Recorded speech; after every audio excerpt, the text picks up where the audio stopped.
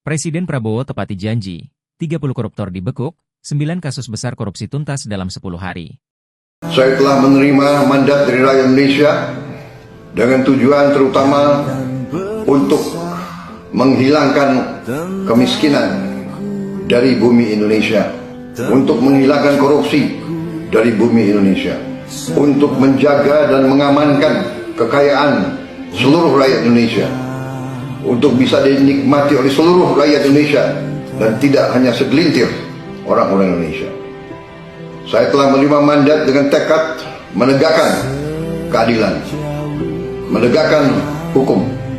Saudara-saudara sekalian, bersama-sama kita akan melaksanakan hilirisasi, yaitu kekayaan Indonesia harus diolah di Indonesia. Kekayaan kita harus kita urus dengan sebaik-baiknya.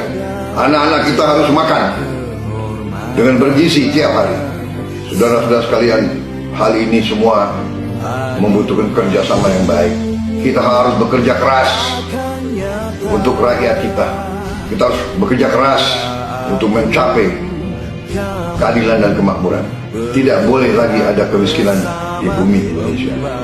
Hanya dengan persatuan dan kerjasama kita akan mencapai cita-cita para leluhur bangsa kita.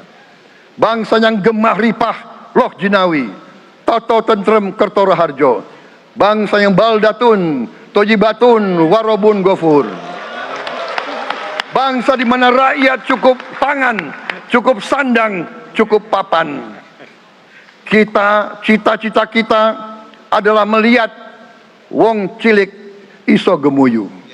Wong cilik bisa senyum, bisa ketawa. Saudara-saudara sekalian, kita harus ingat bahwa kekuasaan itu adalah milik rakyat. Kedaulatan itu adalah kedaulatan rakyat. Kita berkuasa seizin rakyat. Kita menjalankan kekuasaan harus untuk kepentingan rakyat. Kita harus selalu ingat, setiap pemimpin dalam setiap tingkatan harus selalu ingat, pekerjaan kita harus untuk rakyat.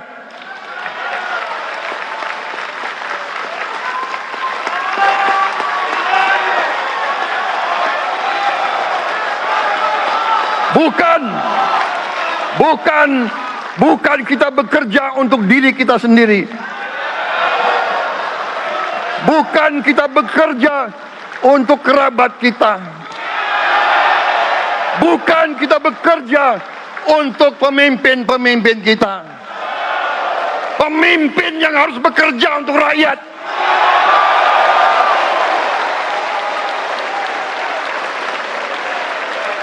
Saudara-saudara sekalian, kita harus mengerti selalu, sadar selalu bahwa bangsa yang merdeka adalah bangsa di mana rakyatnya merdeka.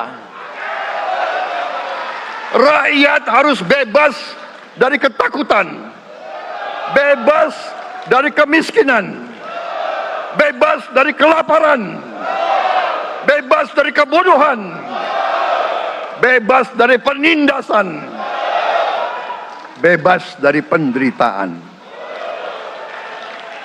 Jakarta, 31 Oktober 2024 Presiden Prabowo Subianto menunjukkan komitmennya dalam memberantas korupsi di Indonesia setelah berhasil menangkap 30 pelaku tindak pidana korupsi hanya dalam waktu 10 hari sejak dilantik. Keberhasilan ini diraih melalui kolaborasi intensif antara Kementerian Pertahanan, Kepolisian, dan Kejaksaan dalam menyelesaikan 9 kasus korupsi yang melibatkan sejumlah oknum di berbagai sektor. Prabowo menyatakan bahwa aksi penangkapan ini adalah bagian dari upayanya untuk menegakkan hukum dan membersihkan institusi pemerintah dari oknum yang merugikan negara. Korupsi adalah musuh bersama, dan saya berkomitmen untuk menindak siapapun yang terbukti terlibat dalam praktik-praktik yang merusak negara ini, ujarnya dalam konferensi pers di Jakarta, Rabu 30 Oktober. Kasus-kasus yang diselesaikan tersebut mencakup penyalahgunaan anggaran, suap proyek, dan manipulasi data dalam berbagai sektor, termasuk pembangunan infrastruktur, pelayanan publik, dan distribusi bantuan sosial. Setiap kasus ditangani dengan proses investigasi intensif dan telah ditindaklanjuti ke tahap penyelidikan lebih lanjut untuk memastikan seluruh tersangka dapat mempertanggungjawabkan perbuatannya di pengadilan. Rincian kasus korupsi terkait penangkapan 30 koruptor. 1. Kasus PT Aset Pasifik. Jumlah tersangka, 1 orang. Rincian kasus.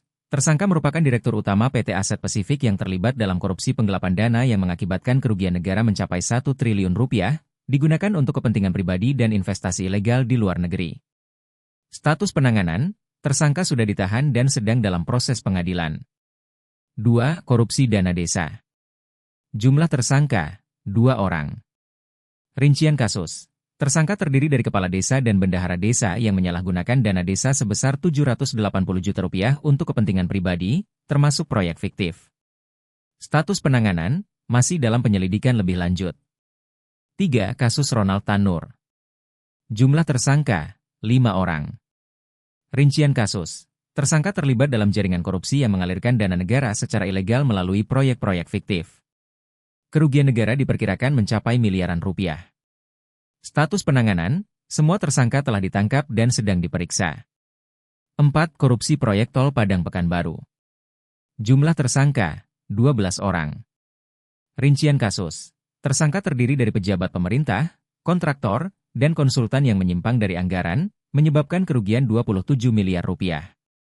Status penanganan, dalam tahap penyidikan lebih lanjut. 5. Kasus PT Antam Tbk.